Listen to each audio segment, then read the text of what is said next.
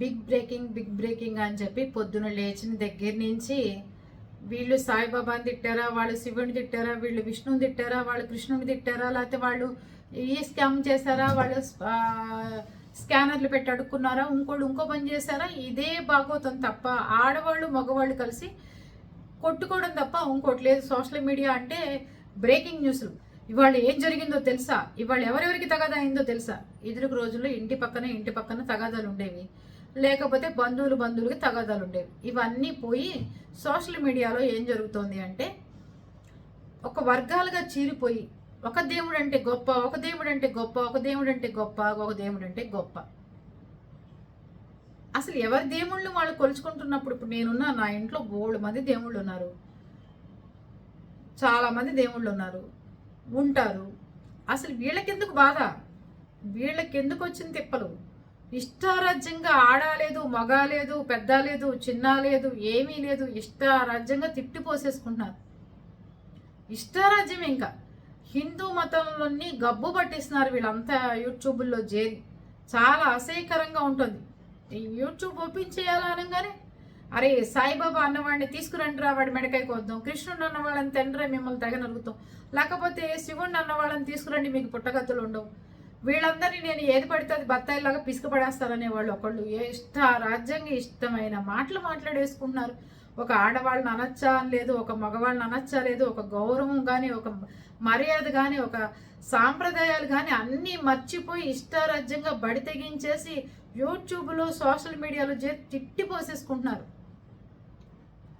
ఎవరన్నా ఎదుటివాడికి ఆ వీడియో వల్ల హాని ఉందని చెప్పటం వరకే మన వంతు, కానీ వాళ్ళని కించపరిచేటట్టు, వాళ్ళని అవయవాలతో పోల్చేటట్టు, వాళ్ళని ఏదన్నా అగౌరవపరిచేటట్టు, పోలీసుల కేసుల దాకా వెళ్ళేటట్టు, వాళ్ళ ఇంటికి వెళ్ళి దాన్ని ఏమంటారు పాయిజన్ బాటిల్ తీసుకెళ్ళి వాళ్ళ గుమ్మాల్లో చచ్చిపోయేటట్టుగా మనము ఇదా సోషల్ మీడియా అంటే ఏంటండి? చాలా ప్రశాంతంగా మన వీడియో చూశారు అంటే కాసేపు నవ్వుకునే విధంగాను, కాసేపు ఏదైనా నేర్చుకునే విధంగాను, కాసేపు ఎవరికన్నా సహాయపడే విధంగానూ ఉండాలి. కానీ మనుషులను దోచేసేయటం, లేకపోతే సంచలనంగా బ్రేకింగ్ న్యూస్లు పెట్టేసి ఇవాళ ఏం జరుగుతుందో తెలిసి వాళ్ళు నేను ఏం చేస్తున్నానో తెలుసా, ఒక యుద్ధం ప్రకటించినట్టు ప్రకటించి ఇష్టారాజ్యంగా ఫాలోవర్స్ని పెంచేసుకుని, వ్యూస్ పెంచేసుకుని, ఏది పడితే అది మాట్లాడేస్తున్నారు వచ్చేసి.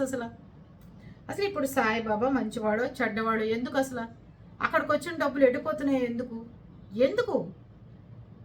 సమాజానికి ఉపయోగపడి పేదవాళ్ళకు ఉపయోగపడే పనులు, అనాథలుగా మిగిలిపోతున్న అమ్మలు, గోమాతలు రోడ్డు మీద ఎంతమంది చంపడానికి తీసుకెళ్తున్నారు దాని గురించి, పోళ్ళంతా పబ్లిక్తో ఇబ్బందులకరమైనవి, ఏదైనా రోడ్డు వేయించాలా, ఎక్కడన్నా ఎవరికన్నా ఇబ్బంది కలుగుతుందా, లేకపోతే ఎవరైనా ప్రభుత్వానికి మన ఉపయోగం ఏమైనా ఉంటే వాళ్ళకి ఉపయోగపడి ఏమైనా పనులు చేద్దామా? ఏమీ లేదు. అందరు యూట్యూబర్స్ని పిలిచి చంద్రబాబు నాయుడు గారు మీటింగ్ ఏర్పాటు చేసి మీ విలువైన సమయాన్ని, మీ విలువైన మాటల్ని మాకు చెప్పండి, మేము ఏమన్నా ఇంకా మార్చుకోవచ్చా, ఇలా ప్రతి ఒక్కరిని ఎంకరేజ్ చేస్తున్నారు. ఎవరెవరు అధికారులు వచ్చినప్పుడు వాళ్ళు మిమ్మల్ని పిలిచి ఏమని అడగాలి? సాయిబాబాని తిడతారా, కృష్ణుని తిడతారా, లేకపోతే బత్తాయిలు అంటారా, లేకపోతే బోడిగుండు అంటారా, లేకపోతే బెగ్గర బ్యాచ్ అంటారా, లేకపోతే అడుక్కు తినేవాళ్ళు అంటారా, స్కానర్ పెట్టి అడుక్కునే సన్నాస్ అంటారా? ఏమంటారా మిమ్మల్ని అని అడుగుతాడు ఆయన రేపొద్దున. ఏం చెప్పాలి అసలు మీ గురించి? అసలు నాకు అర్థం కాదు. పొద్దున్న లేచిన కాంచి ఒక్కటి ఉపయోగ పని, ఒకటి మీ వీడియోలు చూసి ఎదుటివాడు ఏదైనా నేర్చుకునేదంటూ అసలు లేనే లేదు. ఒక్కటి చూపించండి, మీ వీడియో చూసి ఒకటి నేర్చుకోవాలి పొద్దున్నే అనేది ఒకటన్నా ఉందా? ఇంకా ఒక ఆవిడ వచ్చేస్తుంది, ప్రపంచంలో మొగుళ్ళు ఎంతోమంది విడాకులు తీసుకున్నారు, ఎంతోమంది మోసాలు చేసి వెళ్ళిపోయారు, కానీ 70 సంవత్సరాలు వచ్చిన ఆవిడ నిజంగా ఇంకా మొగుడు పిచ్చి తప్ప ఇంకో పిచ్చలేదు ఆవిడకి. అసలు విసిగించేస్తుంది. ఇంకా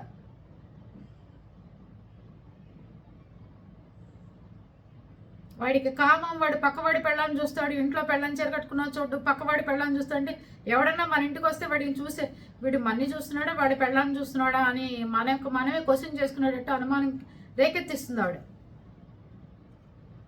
పెళ్ళిడికి వచ్చిన పెళ్ళి అయిపోయిన పిల్లలు, మనవాళ్ళు ఇంతమంది వచ్చిన తర్వాత నీకు ఇంకా నీ 20 ఏళ్ల వయసులో ఏం జరిగిందో ప్రపంచానికి అవసరమా ప్రపంచానికి? సంకీర్తనలు చెప్పుకో, చక్కగా ఏదైనా మంచి జనాలకు ఉపయోగపడే భగవద్గీత చెప్పు, ఏదైనా చెప్పు.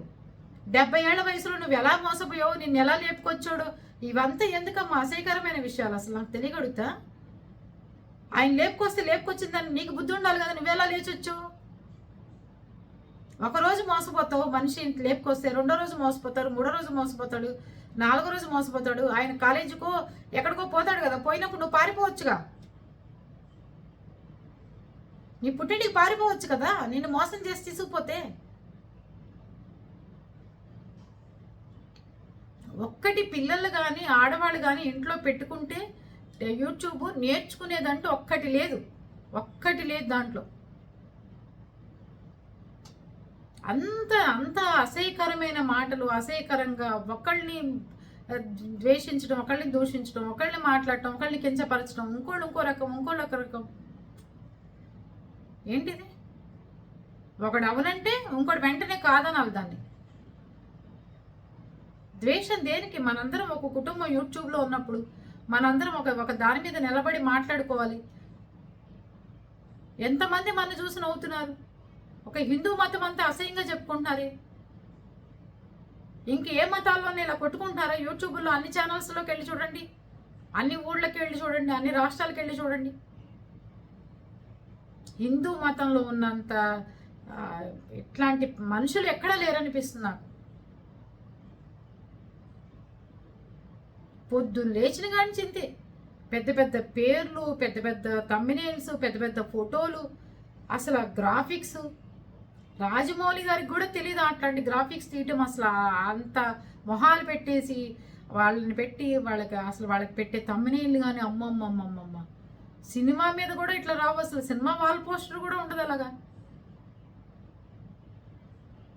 యూట్యూబ్ ఛానల్ పెట్టుకుంటే ఈ రకంగానా మనుషులు ఒకళ్ళనొకళ్ళు తిట్టుకునేది? ఎవరి వల్ల మోసపోతుంటే ఇలా మోసపోతున్నారు, ఇలా బలానా ఛానల్లో మోసం చేస్తున్నారు, మీరు జాగ్రత్తగా ఉండండి అని చెప్పడం వరకే. కానీ వాళ్ళని నరుకుతాం, వాళ్ళని పొడుస్తాం, వాళ్ళని అలాంటిది, ఆవిడ ఇలాంటిది, ఆవిడ దుర్మార్గురాలు, ఆవిడ దుష్టురాలు, ఆవిడంటే అసలు అసహ్యం, ఆవిడంటే ఇది అని పెట్టంగానే ఇంకా దాని కింద 100 కామెంట్లు. మరి వాడు వెధవా, వాడు సన్నాసి, వాడు అడుక్కునేవాడు, వాడు బెగ్గరు, వాడు వెధవా, వీడు కొంక, వీడు బత్తాయి, వాడిని పిసుకుతా, వీడిని అడుగుతా అంటే ఇంకో 100 కామెంట్లు. ఏం నేర్చుకోవాలి సమాజంలో ఎవరైనా?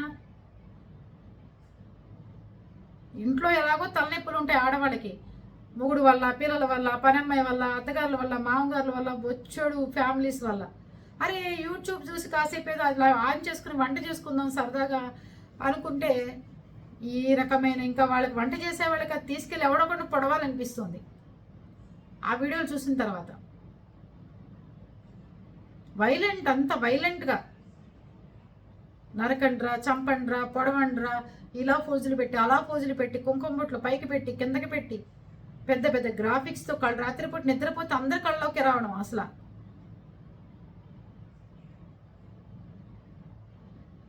జుట్టు ఉన్నవాడు, జుట్టు లేని వాడికి ఏమో బోడిగుండ అంటాం, జుట్టు ఉన్నవాడికి ఏమో జులపాడు అని అంటాం, లావుగా ఉంటే బండనంటాం, లేకపోతే పెద్ద పెద్ద బండా ఫోటోలు వేసి చీరలు కట్టడం. అసలు ఏం గ్రాఫిక్స్లతో తీస్తున్నారో, అసలు ఏం కథ, ఏం లక్షణం, ఏంటి?